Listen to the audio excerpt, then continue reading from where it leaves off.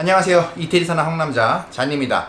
네, 오늘 영상에서는 이탈리아 사람들과 한국 사람들의 공통점 그리고 차이점에 대해서 제가 간단하게 설명드리도록 하겠습니다.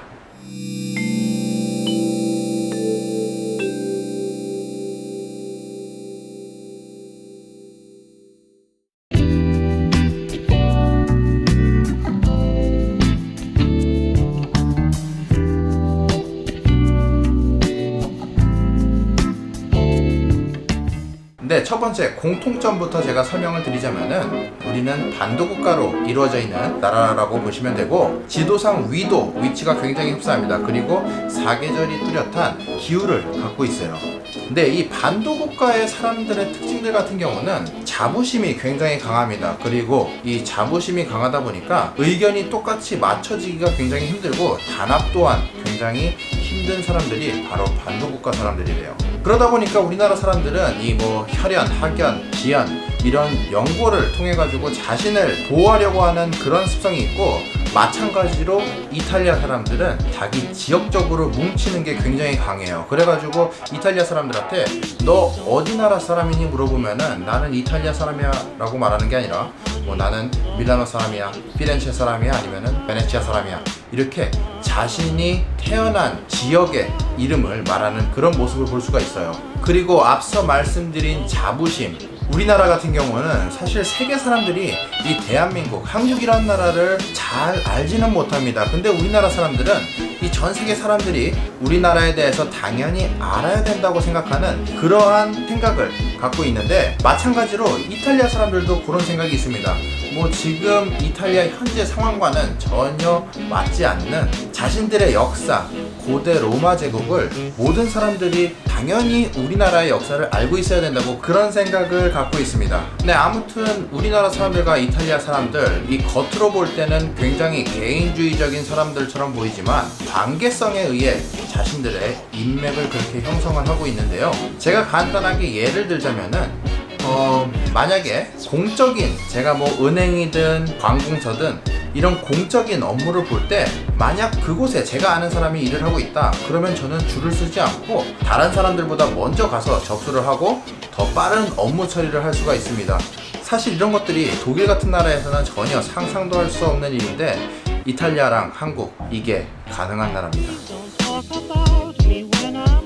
네, 두 번째는 이탈리아 사람 그리고 우리나라 사람들 굉장히 감성적이고 많은 낭만을 갖고 있는 사람들입니다. 그러다 보니까 노래하는 것을 굉장히 좋아합니다. 동시에 말하는 것을 굉장히 좋아하겠죠. 우리나라도 남을 험담하든 아니면 좋은 얘기를 하든 그런 거 보면은 우리나라 사람들도 말하는 것을 굉장히 좋아해요. 근데 이탈리아 사람들, 제 생각에는 말 많이 하는 걸로 치자면은 전 세계 탑이 아닐까 싶습니다. 여기 사람들은 말이 꼬리에 꼬리를 물고 맥주 한 병 시켜놓고서는 한 3-4시간은 수다 떨 수 있는 사람들이기 때문에 비슷한 점을 갖고 있지만 말하는 것을 좋아하는 것에 대한 깊이가 다르다고 생각을 하는데, 어쨌든 우리나라 사람들도 말하는 거 좋아하고 이탈리아 사람들도 말하는 것을 굉장히 좋아합니다. 근데 이 말하는 것을 좋아한다는 의미가 어떻게 보면은 다른 사람에게 나의 감정을 쉽게 오픈한다는 얘기가 될 수도 있습니다. 남의 행복에 웃어줄 수도 있고 또 슬픔에 울어줄 수도 있는 게 바로 이탈리아 사람들과 한국 사람들의 비슷한 점이라고 보면 돼요. 하지만 이렇게 말이 많아지면은 동시에 신뢰감은 떨어지게 되어 있습니다. 그리고 정은 많지만 사실상 현실적인 금전적인 부분에 닥치게 되면은 우리들의 얼굴색은 달라지게 되어 있죠.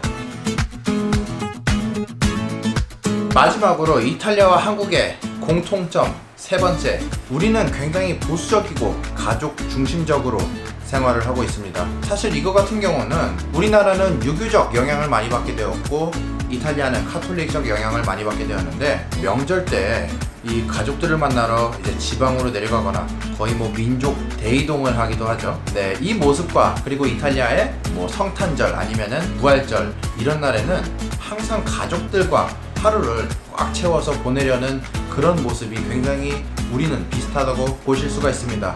그래서 마지막 우리의 공통점은 가족 중심적이다 라고 볼 수가 있을 것 같아요. 네, 지금부터는 이탈리아 사람들과 우리나라 사람들의 차이점을 설명드리도록 하겠습니다.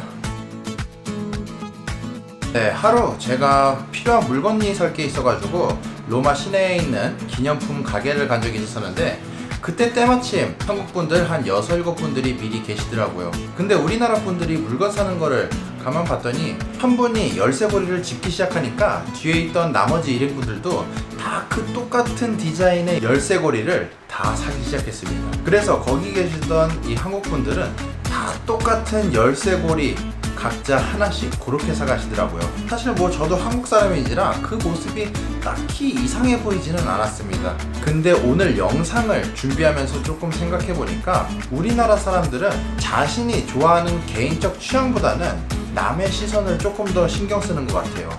이 자동차도 마찬가지인 것 같은데 이 내 친구가 중형차가 아닌 큰 차를 샀다면은 나는 더 큰 차를 사고 싶고 그거보다 조그만한 소형차는 사기 싫고 나의 취향보다는 남들이 나를 봤을 때 어떤 시선으로 나를 바라볼지 그게 더 우선시되는 게 우리나라 사람들의 특징인 것 같습니다. 네, 반대로 이태리 사람들 같은 경우는 남들과 똑같은 것을 원하지도 또 사지도 않습니다.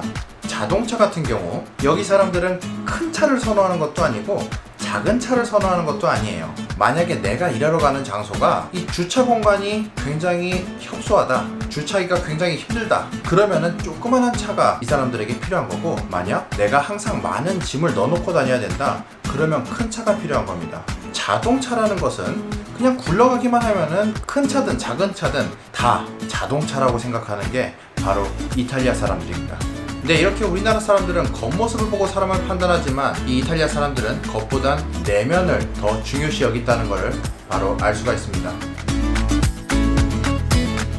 네, 두 번째 차이점은 바로 창의력입니다.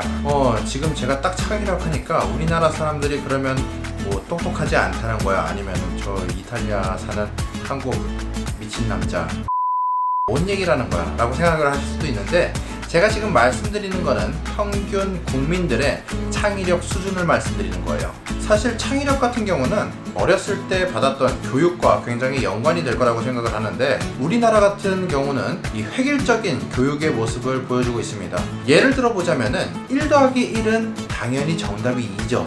근데 제가 만약 거기서 정답이 3이라고 하면은 선생님은 내가 틀렸다고 꾸짖을 거고, 그리고 내 친구들은 나를 바보라고 생각하기 때문에, 그렇기 때문에 제 머릿속에서 1 더하기 1은 무조건 2밖에 나올 수 없다는 고정적인 교육 방식을 하고 있습니다.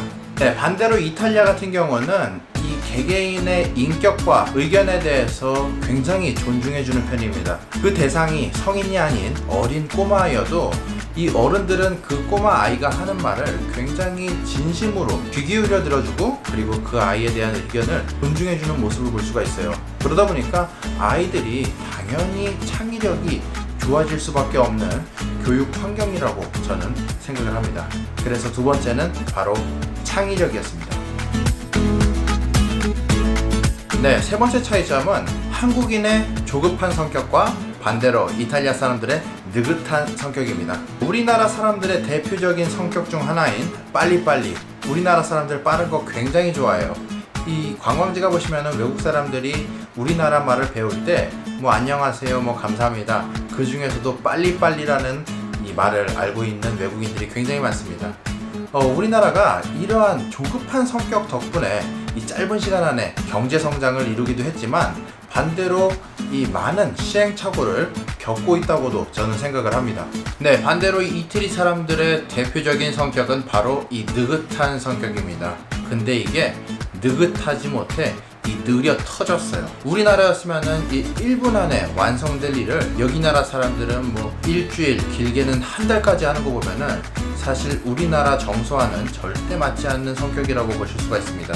제가 전 영상에서도 말씀드린 적이 있는데, 외국인이 여기서 지내하는데 필요한 신분증이 하나가 있습니다. 근데 우리나라 같은 경우 이 신분증을 만들 때 길면은 일주일이면 거의 될 거예요. 근데 이탈리아 같은 경우 짧으면은 3개월에서 뭐 길면 1년까지도 걸리는 분들이 많이 있는데, 이런 거 보면은 정말 이탈리아 사람들 느려 터졌어요.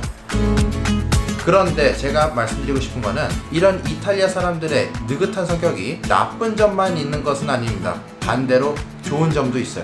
우리가 먹고 자는 집을 예시로 제가 들어볼게요. 만약 우리나라에서 이 정도의 집을 짓는데 한 6개월 정도가 필요하다 하면은 이탈리아에서 그 그 똑같은 집을 짓는데 거의 5년에서 10년 정도 걸리는 경우가 있어요. 이 둘의 차이가 물론 이 조급한 성격과 느긋한 성격의 차이도 있겠지만은 또 다른 점이 있습니다. 우리나라 아파트 같은 경우 1층, 2층, 3층 이 한쪽 라인의 집의 설계도가 거의 비슷한 경우가 굉장히 많아요.